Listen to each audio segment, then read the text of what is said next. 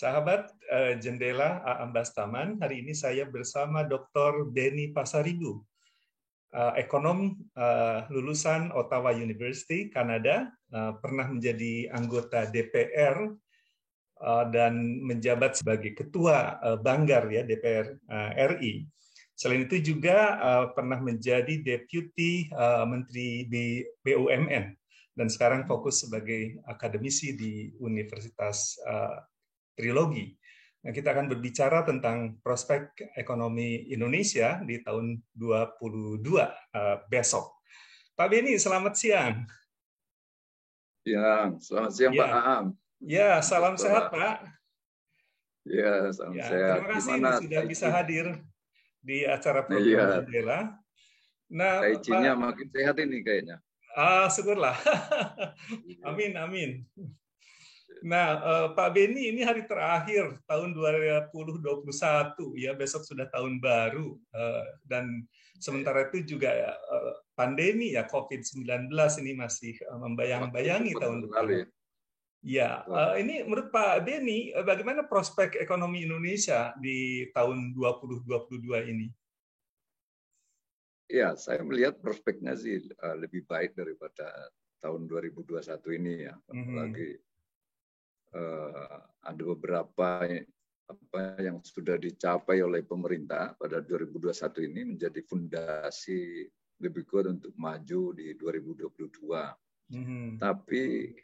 Tapi terus terang saya melihat banyak sebenarnya tantangan yang dihadapi oleh pemerintah bangsa Indonesia yang kalau tidak ditangani dengan serius dan benar-benar, saya khawatir kita masuk krisis juga ya. Ya, oleh sebab itu kita harus terbuka ya melihat semua titik-titik kelemahan kita sekaligus memperkuat di mana sisi-sisi yang bisa kita dorong supaya lebih cepat pertumbuhannya gitu. Nah, kurang lebih begitu. Jadi pertumbuhan ekonomi kita barangkali kalau saya melihat di sekitar 4% lah ya. Saya nggak seoptimis Bank Indonesia yang mengatakan 4,7 ke 5,5% ya pertumbuhannya 2022 atau APBN kita. APBN kita itu antara 5,2% sampai 5,5% ya. Oke, cukup tinggi ya. Iya, cukup tinggi ya. Tapi karena saya membaca tantangan-tantangan yang dihadapi, saya kira lebih realistis ya. Kalau kita bisa mengantisipasi, jangan terlalu optimistik. Lebih bagus realistis. Pak Benny, kalau kita bicara per sektor ya, menurut Pak Benny, sektor-sektor apa yang nanti akan memberikan kontribusi ke pertumbuhan ekonomi? Ya, kita bagaimanapun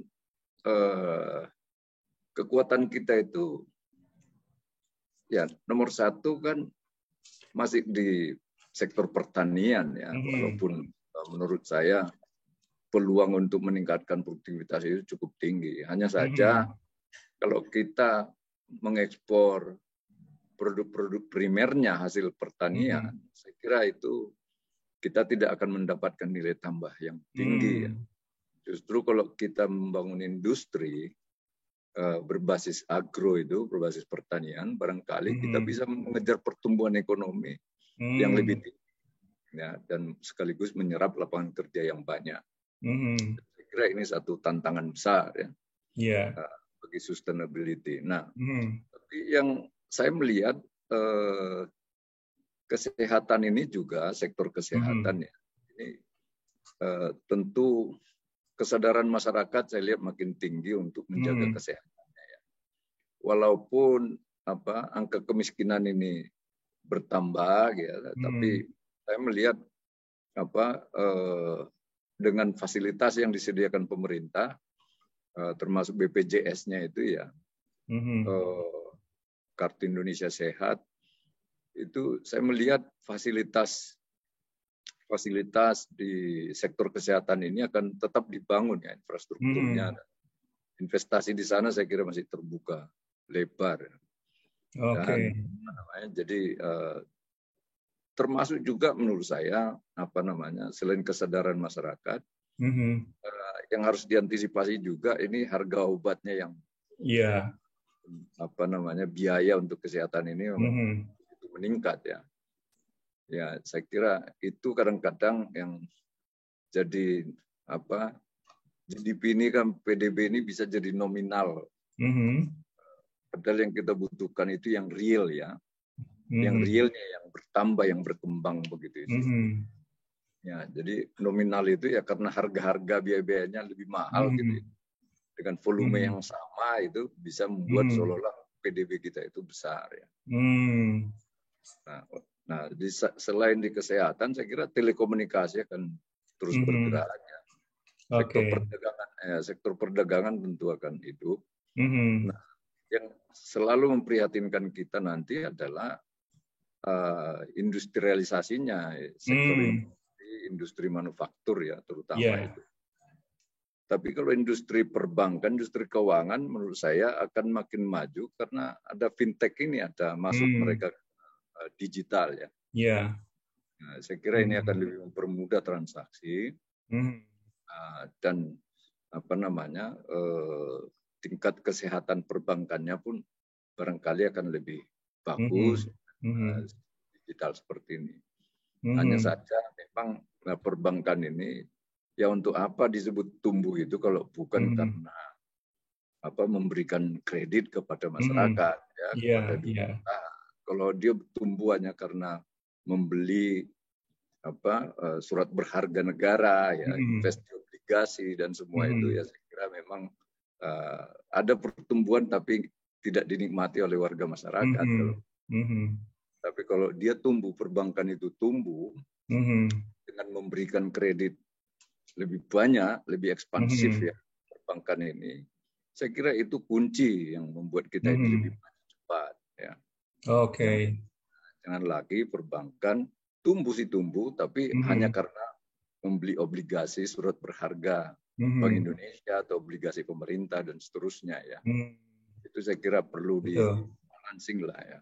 Itu tadi menarik ya, fintech akan jadi pendorong di kemajuan industri keuangan ya Pak. Betul, karena aksesibilitas dari warga ini makin tinggi. Betul. Nah ini terkait dengan prospek UMKM Pak Beni. Ini bagaimana nih UMKM tahun 2022 ini? Nah tentu UMKM ini kan sangat tergantung kepada Ya nomor satu daya beli masyarakat ini, terutama masyarakat bawah ini tentunya kan sanggupnya membeli barang-barang UMKM ini. Walaupun kalangan menengah ke atas juga konsumennya, tapi menurut saya yang banyak itu kebanyakan adalah menengah ke bawah untuk menjadi konsumennya. Ya. Nah ini saya kira harus di boosting ini income masyarakat ini, daya beli masyarakat ya. Nomor satu. Nomor dua, UMKM dari sisi produksinya lagi-lagi bisa tumbuh cepat karena dengan masuknya e-commerce dan aksesnya terhadap pasar virtual ini e-commerce lah ya. Saya kira mereka lebih mudah untuk memasarkan produk-produknya.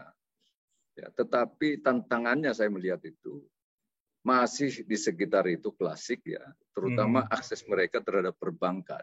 Nah, yang kedua, saya kira soal pelatihan menurut saya di YouTube itu udah banyak yang bisa diakses ya. Diakses ya. Ini akan membuat mereka lebih pintar, lebih smart, lebih efisien dan seterusnya itu. Nah, hanya saja teknologi alat processingnya barangkali ini kan selain butuh modal untuk membeli itu, tapi yang kedua ini teknologi ini ada di mana? Ya. Jadi saya kira aksesibilitas mereka terhadap teknologi yang skala kecil ya, skala kecil menengah gitu. Ya, itu kadang-kadang sangat sulit, ya sulit untuk mendapatkannya, bukan nggak ada.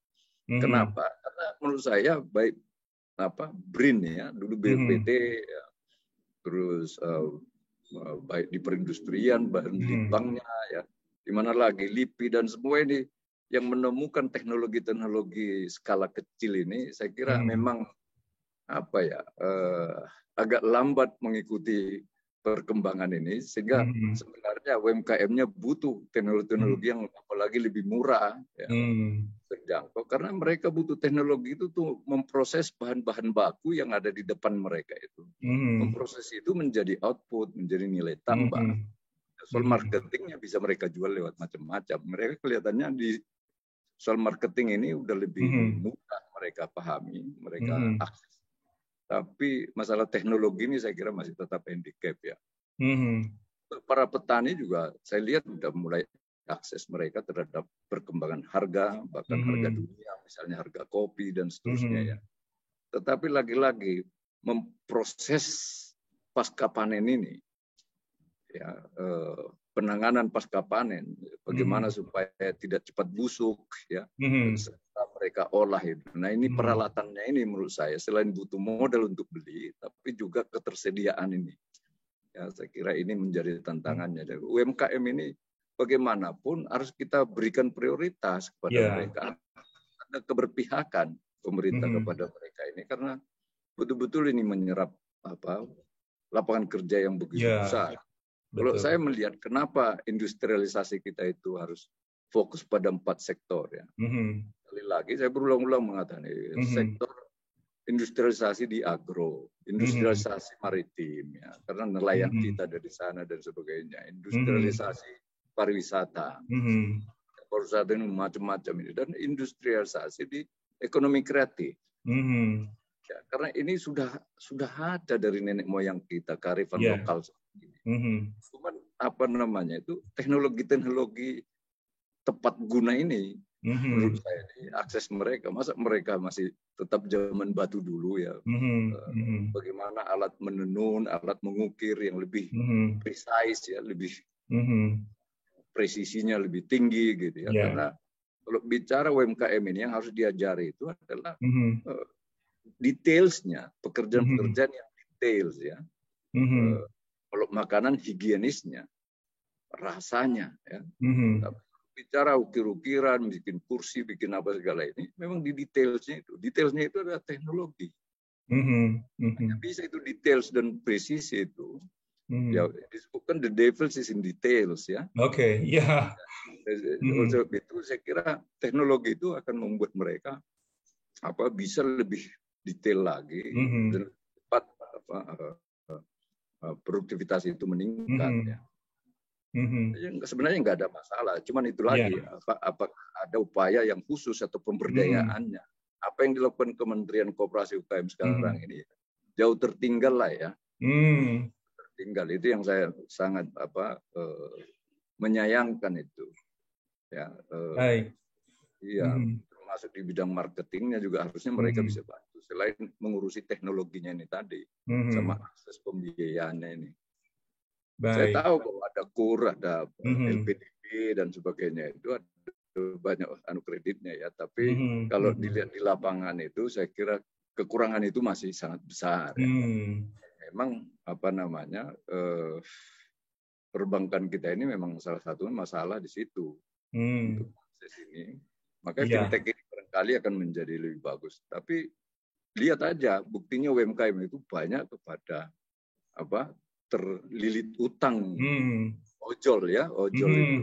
Nah, itu yang dikhawatirkan ya. Tapi di satu sisi ya bagaimana ya menyelesaikan ojol ini? Karena bagi UMKM-nya atau warga masyarakat kalangan bawah ini ya mereka sangat butuh uang itu. Jadi tidak berpikir soal biayanya. Sementara ini yang meminjamkan uang ini mengambil kesempatan di situ. Lalu si masyarakat kita ini nggak ada pilihan kecuali ikut itu. Karena nggak ada perbankan yang formal dan semua ini. Nah, jadi kalau misalnya Kementerian Koperasi UKM merasa sudah berhasil gitu, itu saya kira ya wait a minute, lihat dulu ini fakta-fakta di lapangan ini. Ya, jadi saya kira itu kemudian petaninya. UMKM itu lebih besar itu adalah jumlah petani di situ. Ya, dari 24 juta UMKM jumlahnya, 64 juta itu. Saya kira hampir 30 juta itu adalah petani ya. Sisanya ada nelayan, ada urus perdagangan, atau industri kecil dan sebagainya. Mhm. Ya itu. Baik, baik. Pak Beni tadi menyebut mengenai sektor ketenaga kerjaan ya, sedikit ini. Apakah prospek ketenaga kerjaan ini juga akan mengikuti ya tren pertumbuhan ekonomi sejalan, atau bagaimana prospek 2022 ini di sektor ketenaga kerjaan? Ya, saya melihat ada memang perbaikan ya, bahwa pertumbuhan ekonomi itu hand in hand paralel dengan penyerapan lapangan kerja. Yeah. Tetapi saya melihat itu tantangannya masih besar. Agar pertumbuhan ekonomi itu betul-betul berkualitas, betul-betul dinikmati juga oleh pekerja-pekerja kita. Ya.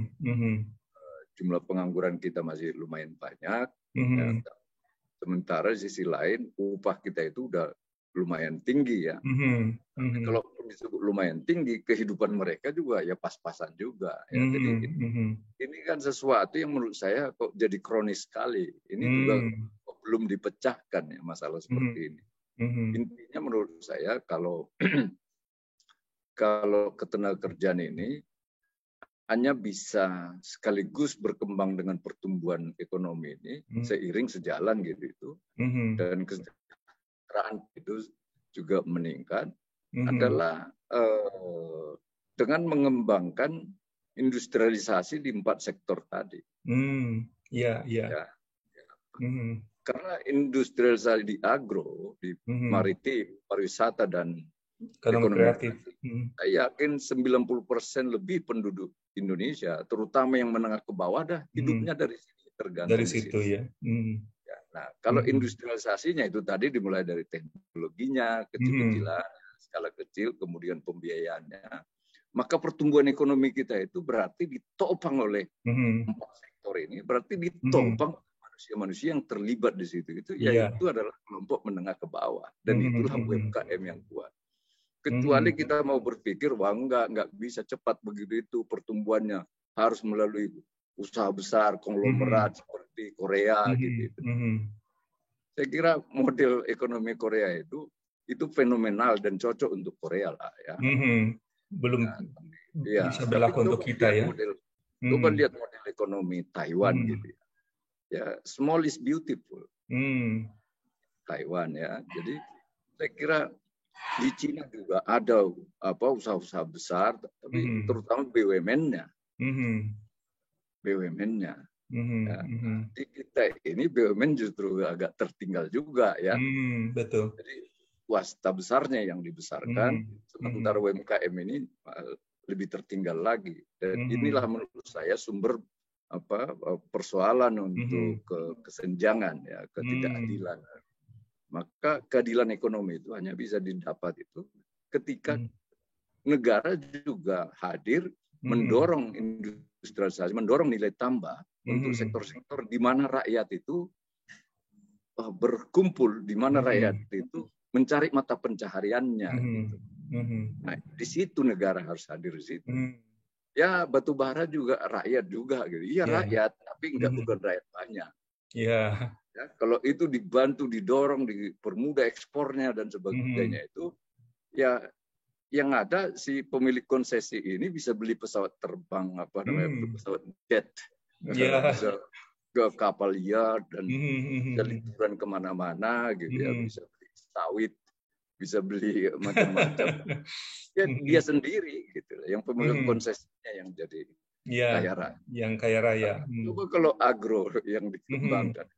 Apa saja, mau industri cabai, industri padi, industri singkong, ya, industri sawit, industri karet, coklat, industri sagu, industri pala, industri cengkeh, ya, semua ini Belanda penjajah datang hanya untuk rempah-rempah ya, industri rempah-rempah ini.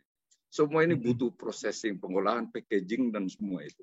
Saya kira itu akan berbanding terbalik dia dengan konsep-konsep yang ada sekarang ini, mempercepat pertumbuhan ekonomi, tapi hanya dinikmati oleh usaha-usaha besar, lebih besar ya.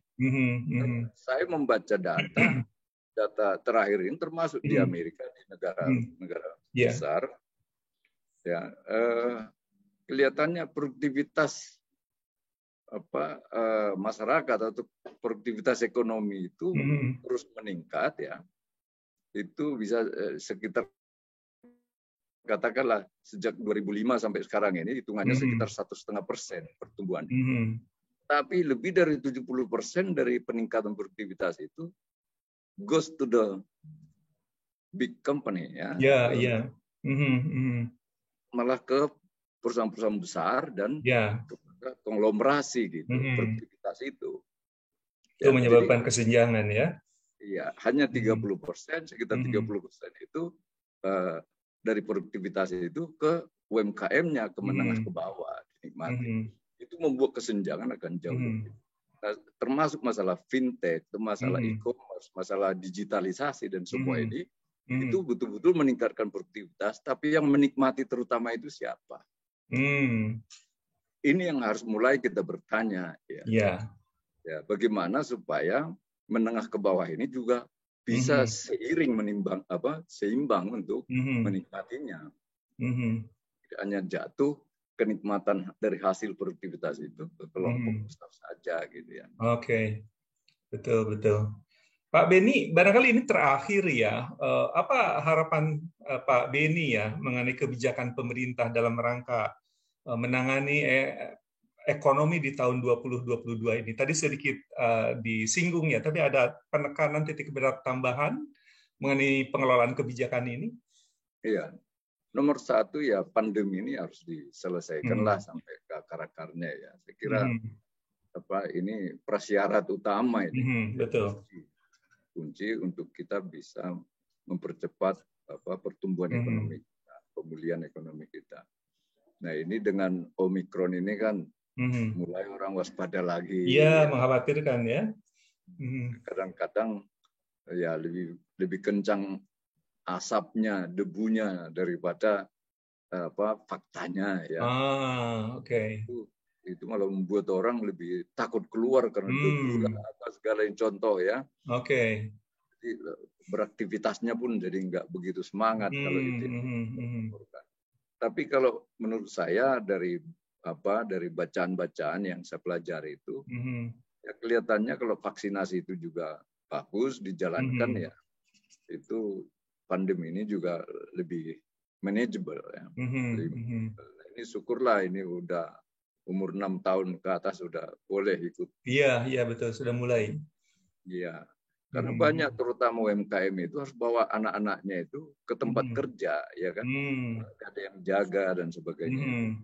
Nah, tapi kalau udah vaksin barangkali mereka akan lebih mudah beraktivitas. Iya. Nah, yang kedua, lebih aman ya. Yang kedua dari sisi kebijakan ekonomi, menurut saya kembali lagi.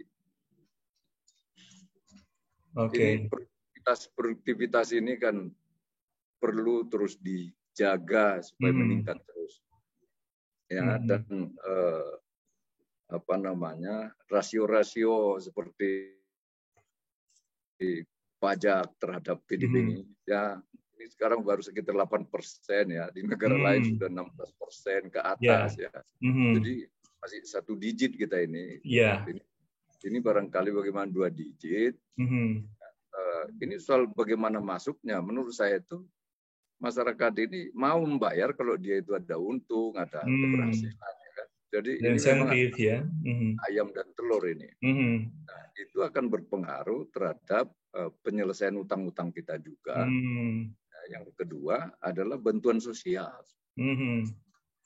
Ya, jadi kalau penerimaan ini segitu-segitu saja gitu ya. Sementara kebutuhan untuk memboosting ekonomi sama utang, bayar utang sama ya masalah-masalah pandemi ini, bantuan sosial ya. Ini kan kadang-kadang itu tak terduga ya. Sama bantuan sosial ini. Jadi kalau ini jadi terpaksa cadangan gitu lah. Jadi jumlah APBN kita masukannya tidak begitu tumbuh ya.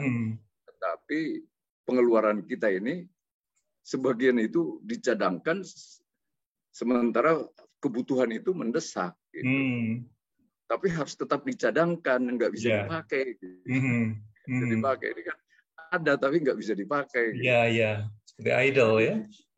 Iya idle. Nah, kemudian itu bagaimana mulai Januari ini ya pengeluaran itu dikejar lah ya, jangan di ujung di Desember semua, November, Desember menurut saya itu banyak wasting. Iya. Itu saya kira dari segi anunya. Terus suku bunga ini. Oke, baik. Saya melihat begini, inflasi itu di berbagai negara, termasuk Amerika, Cina, dan semua ini, saya kira akan sangat-sangat berbahaya di tahun 2020 ini.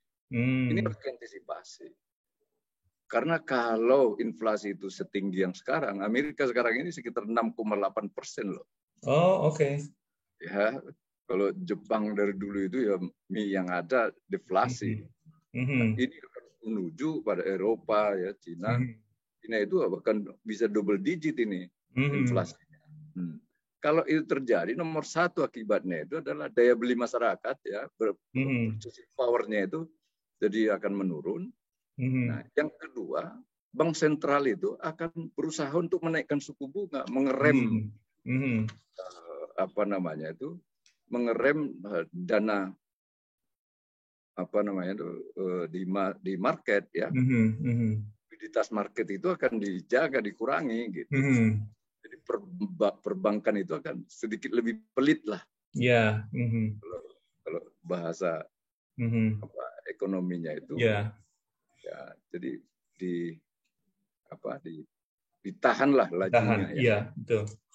Laju ekspansinya. Nah, kalau kita Indonesia misalnya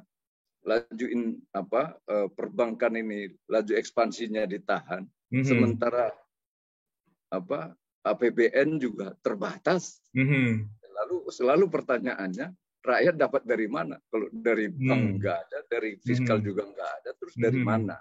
Betul. Ini kan harus diantisipasi. Itu yang saya katakan tadi, bahaya krisis itu selalu ada, tapi bukan dari domestik, justru karena ada pengaruh dari luar ini. Oke. Dan itu bisa berakibat juga pada kurs kita. Bisa kurs kita jauh melemah ya. Ya. Dan itu kemudian harga komoditas ini bisa lebih turun ini di 2022 ini. Nah, kalau harga komoditas ya, kalau pertanian ya pasti petani kita juga yang korban. Ya, jadi kembali lagi daya beli masyarakat. Nah, saya kira ini harus diantisipasi dari sekarang. Stimulus apa, kemudahan apa. Saya kira Pak Presiden harus tetap mengingatkan lagi menteri-menteri yang berkaitan dengan investasi, ya, dipermudah gitu ya. Kalau bisa selesai 1 jam, 2 jam, 3 jam gitu. Ini contoh aja, saya hanya mencoba dagang bakso itu, hanya membuat trotoarnya itu supaya sedan itu nggak mentok. Kalau trotoar itu terlalu tinggi masuk ke warung bakso kita itu. Hanya mengurus supaya itu direndahkan gitu itu. 6 bulan nggak selesai itu dari Bina Marga itu. Oke. Bina Marga DKI ya.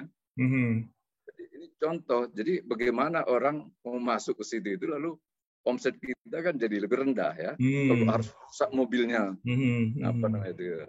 Padahal ada solusi yang bisa dikerjakan ya, cuma nggak dikerjakan. Terus di pelabuhan-pelabuhan ya, dulu Pak Jokowi selalu mengejar lead time gitu ya. Bisa hanya urusan sejam 2 jam, kenapa harus berhari-hari? Ya. Jadi perizinan ini kembali lagi didorong ini. Infrastruktur oke gitu ya, tapi saya kira ini stimulus dan kemudahan-kemudahan ini harus kencangin lagi nih. Saya kira jangan-jangan menteri-menterinya banyak yang lupa lagi nih sekarang ini karena pandemi ini ya. Saya kira dipermudah lah, investasi dipermudah. Terus kemudian saran saya adalah sistem klaster dan kawasan industri. Jadi kawasan industri dan klaster itu harus punya nama produknya. Jadi itu kawasan industri CPO gitu ya. CPO itu masuk ke situ semua dan industri yang ada di dalam kawasan itu ya berbasis CPO. Ratusan jenis produk turunan dari CPO itu. Iya, yang terkait dengan CPO ya. Gitu ya. Jadi kawasan industri tebu gitu. Jadi mau jadi apapun dari tebu itu diolah itu, semua tebu masuk ke sana gitu. Betul. Contoh aja. Jadi kalau coklat misalnya di Sulawesi Tenggara Sulawesi Selatan Tenggara gitu. Semua urusan itu ya ada coklat bijinya itu masuk ke situ semua. Baru diolah di situ itu, jangan bijinya dijual ke Singapura gitu. Nah, sama industri sagu, pala. Jadi punya nama itu kawasan industri termasuk klaster-klaster di tingkat pedesaan itu. Dan itulah infrastruktur yang dibutuhkan di sana. Infrastruktur antara klaster dengan kawasan industri itu. Itulah yang menyerap lapangan kerja yang lebih besar, dan disitulah keadilan ekonomi didapatkan, nilai tambah besar, dan pertumbuhan ekonomi kita bahkan bisa double digit. Ya, dan saya sudah menulis 2 buku mengenai ini. Oh, oke. Ya, strategi industrialisasi Indonesia ya, 2045 untuk bisa menjadi negara keempat terbesar ekonominya di dunia. Ya, dan yang 4 sektor itu yang menjadi fokus ya. Fokusnya, karena sekaligus keadilan di sana, dan daya saing kita pasti lebih kuat. Lebih tinggi. Betul. Dan lebih mudah pemerintah untuk mendorong itu karena itu udah warisan nenek moyang. Ya. Yang 4 kita punya sektor akar itu, di situ ya. Iya, nelayan sudah dari nenek moyangnya, petani sudah dari nenek moyangnya ya. Pariwisata itu ya yang dijual itu adalah kekayaan alamnya udah dari nenek moyangnya juga ya, situs-situsnya dan sebagainya. Saya kira ekonomi kreatif apalagi ya, ada ulos, ada batik. Lagi promosi batik saya lihat ini Pak. Saya selalu di promosi batik sekarang. Ya, itulah. Jadi menurut saya itu semua terlibat nanti kalau industrialisasinya itu di sektor yang 4 sektor ini. Semua akan kebagian gitu ya. Betul. Yang lain penting, tapi saya kira itu bisa menjadi multiplier effect dari 4 sektor ini. Contohnya apa? Kalau 4 sektor ini berkembang, pasti mereka butuh mobil, butuh sepeda motor, ya. Kebutuhan untuk produk yang lain pasti meningkat. Industri otomotif itu nggak usah dibantu pemerintah pun itu akan berkembang gitu loh. Yang perlu dibantu itu adalah yang 4 sektor ini. Yang untuk industri otomotif, baja dan sebagainya itu. Ya, yang penting perizinan-perizinannya dipermudah, kondisi makronya, stabilitas makronya, politiknya dijaga, itu mereka udah bisa berkembang tumbuh subur itu. Tapi kalau yang 4 sektor ini memang perlu perhatian khusus, ada insentifnya, ada ini terbalik-balik saya lihat. Justru yang industri yang bukan yang utama yang kita sebut tadi itu yang diberikan insentif lah, tax holiday dan bebas PPM dan kurang tepat sasaran ya. Kurang tepat sasaran. Jadi saya kira pemerintah mungkin refocusing aja. Refocusing aja. Saya kira di sini potensi ekonomi kita itu ada di sini. Dan mulai dari Papua sampai Aceh akan semua semarak. Karena automatically itu karena kearifan lokal semua ya. Di Aceh misalnya itu udah ada udah ada di sana itu kopi paling tidak itu kopi gayung. Iya, ada potensi lokalnya ya, kearifan lokalnya yang bisa dikembangkan.